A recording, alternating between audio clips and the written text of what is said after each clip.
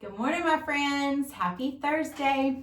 I am happy to see you today. I wish that I could see your sweet faces, but I've heard from a couple of you, and I'm so glad that you're watching.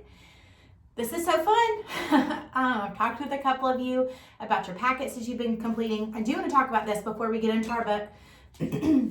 This is the packet that came home with your schoolwork. So every week for the next 2 weeks, what we've assigned is a page a week out of this packet. You also have iReady math skills. You also have IXL math skills. And then for your reading, there's some writing in there, and you should have gotten some paper to write and to do that. And then for reading, you have iReady skills, and then you also have some printed out pages from our skills book. And so those workbook sheets should look familiar. They're out of our skills workbook. So I just do want to make sure that we're clear that there are some pages out of this that you will have assigned each week. And so this is the printed out iReady, but then you also have some assigned iReady skills. So I can tell your parents a little bit more about that on Dojo. So anyways, let's get right to it. We'll see. We're going to read 1 or 2 chapters today. Chapter 4, Very Practicing.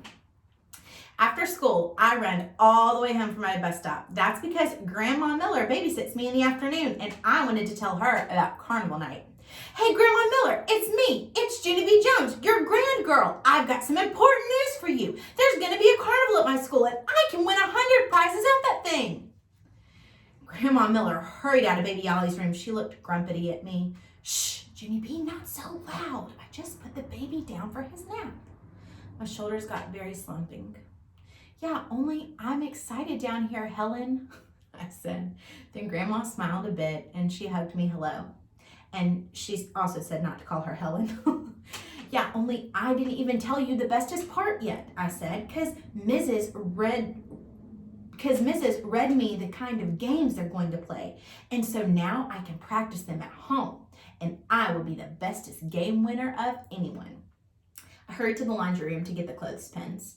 They're going to have a game where you drop clothespins in a bottle, I hollered to Grandma, except for I can't find a bottle in this whole big laundry room, so I'm just going to drop these clothespins in a bucket because that will give me the feel of it, I think. I got the bucket away from the mop, and then I dropped all of my clothespins right in that thing. Hey, Grandma, I did it! I dropped every single clothespin in this big bucket, and I didn't even miss one of them. I'm a breeze at this game. I ran back to her. Now, I need some pennies to practice the penny toss, I said. And so Grandma Miller gave me all her pennies, and I ran back and threw those guys in the bucket too. And here's another fun thing. When Mother came home from work, she showed me how to putt with a real actual golf club. Only no golf balls in the house, so I just putted a grapefruit and also a dinner roll.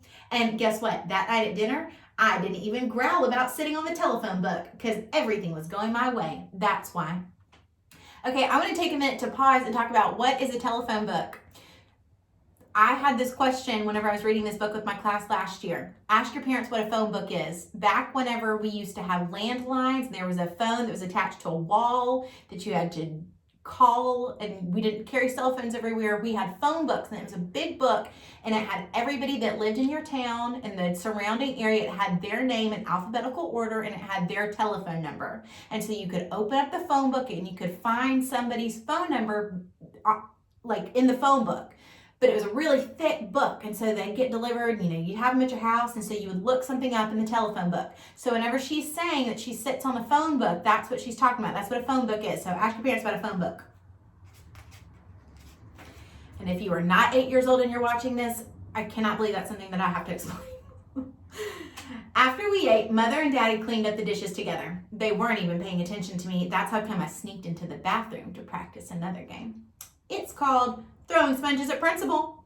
First, I got the sponge from under the sink. Then I made it soaky wet with water. Ready? Aim.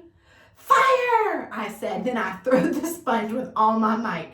It splashed right in the middle of the toilet pot. Bullseye! I made a bullseye! I hollered real excited. Only just then I heard a knock at the door.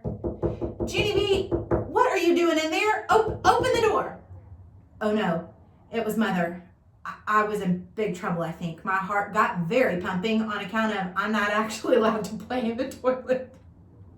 So I quick flushed the sponge down the pot on the 2-hour because that dumb thing got stuck in the hole. And the water kept on getting higher and higher, and then it run right over the top. Mother banged on the door. I said, open the door. I did a gulp. Yeah, only it's a little bit splashy in here right now. I explained kind of quiet. Mother unlocked the door with the key. I smiled very pleasant. Hello, how are you today? I said. Mother hollered the name of Robert. Robert is my daddy, except for sometimes he's Bob. He came running in there. Well, good night, folks, I said. Then I tried to sneak out of there, but Mother held onto my shirt, and so even when I kept on walking, I kept on staying. She made me help her and Daddy dry up the water with towels. After that, I had to take a bath, only I don't know why, because I was already wet from the toilet. After my bath, Mother tucked me into bed. Me and her had a little talk. Look, Jenny B, Daddy and I know that you're very excited about the carnival, she said, and we know you're having fun practicing the games, but you're worrying too much about winning. Nobody can win all of the time, right? She said. Right, I said. And besides, the fun of school carnival isn't whether you win or lose, she said. The fun of a school carnival is just playing the games in the first place.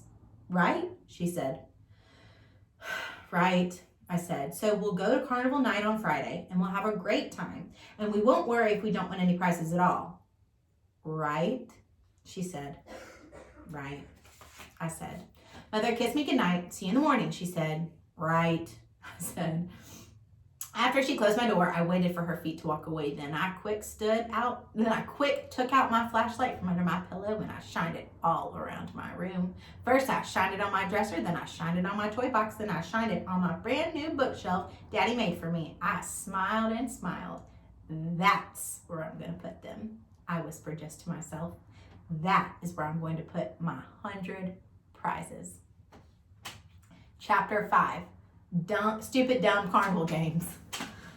Carnival night was Friday after dinner. Daddy drove me and Mother there in the car, only not Baby Ollie because he's a fuss budget. That's why. I unbuckled my seatbelt and looked out the window. Hey, I said, look at all the lights on the playground. It looks like a real life carnival out there.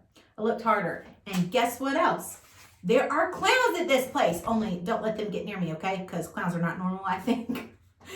Hey, there's my bestest friend named Lucille, I yelled. I hurried up out of the car. Lucille! Hey, Lucille, look, it's me. It's Judy B. Jones. I'm at Carnival Night. Me and Lucille ran at each other. She had red hearts painted on her face.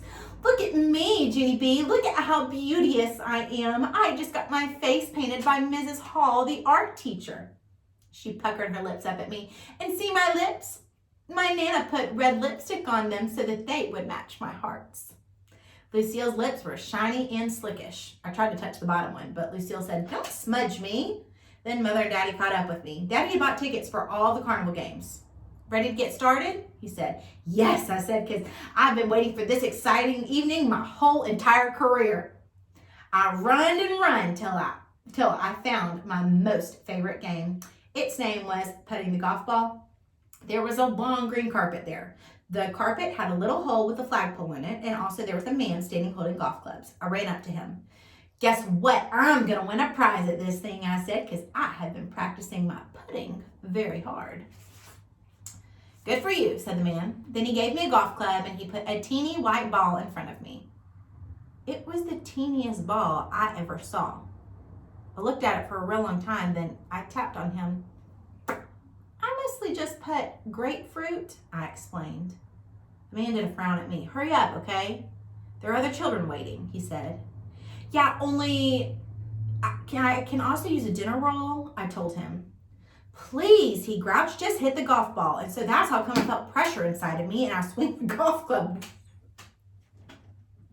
way far back, and I hit the teeny ball very hard, and it zoomed right off the carpet, and it flied in the air, and it bounced and bounced, and people shouted the word of ouch.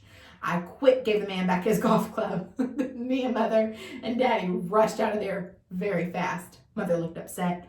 Why don't we try a game where we can't actually kill someone? She said. Hey, I know a game where I can't actually kill someone, I shouted, and its name is Clothespins in a Bottle. I run and run till I found it. Clothespins, please, I said to the lady. She gave me 5 of them. She told me all the instructions. Just hold the clothespins at waist level and drop them one at a time into this milk bottle, she said. She put an empty milk bottle down at my feet. It had a little hole at the top where the milk pours out. Drop 2 clothespins in the bottle and you win a prize, she said. I stared and stared at the little hole. How come that hole is so little? Do you think? I asked the lady. I don't know, she said. Just go ahead and start. I scratched my head. Yeah, only I don't even know how cows can squirt their milk into such a teeny tiny thing, I said. The lady tapped her foot. There are other children waiting, she told me. I looked up at her. Have you ever thought about using a bucket? I asked. Just go, she grouched. And so then I felt pressure inside of me again, and I hurried to drop my clothespins into the teeny hole, only every single one of them fell right on the floor. My eyes got tears in them. See, I said, I told you that dumb hole was too little. Just then a clown saw me being sad, and he grinned a giant smile at me. I hid it behind Mother's skirt. Don't let him get near me, I told her, only the clown ran right over and he peeked his white face way too close to me and his teeth were big and yellowish. Back off, clown, I shouted. Then Daddy closed his eyes and Mother said the word of, oh my. After that, me and Mother had a little talk. It was called No Screaming Back Off, Clown. Only I never even heard of that rule before. My nose got sniffly. Carnival night isn't being very fun, I said, very sad. And so that's how come Daddy bought me an ice cream cone and Mother bought me a red balloon. Only too bad for me, because when she handed me the string, my ice cream dropped right on the ground and my balloon string slipped right out of my fingers. I bent my head back and watched my balloon float way up to the sky. Then my eyes got even more tears in them and I said the word of poop. Okay, so we've got 1, 2, 3 more chapters left. Let's see, today is Thursday. I'll do a video tomorrow. I'm gonna stop here today. We'll try to get through the last 3 tomorrow. How about that? And I'll just get right to it. I won't have any instructions. Junie B. Jones, see the author is Barbara Park. Love her. She's got, there are 2 box sets. There are tons of Junie B. Jones books. If you're enjoying this, I got the 2 whole box sets at, I think it was Costco. Would highly suggest getting them. They're great books. We love Junie B in our class. We've been reading her all year long. She's just fun. So it's from the perspective of it being, she starts in kindergarten, but then she eventually works in the 1st grade, but it's just told by her. The language is funny. It's from her perspective, as if she's the narrator. So we really love Junie B. Jones. Definitely would recommend, if you wanted to get those box sets, they're a great buy. And all of the books are included. So anyways, Junie B. Jones, we are reading, this one is Yucky Blucky Fruitcake, if you were just now tuning in. But anyways, I love you. I'm thinking about you. I'm praying for you. And I hope to see you very, very soon. But until I do, I'll meet you here, okay?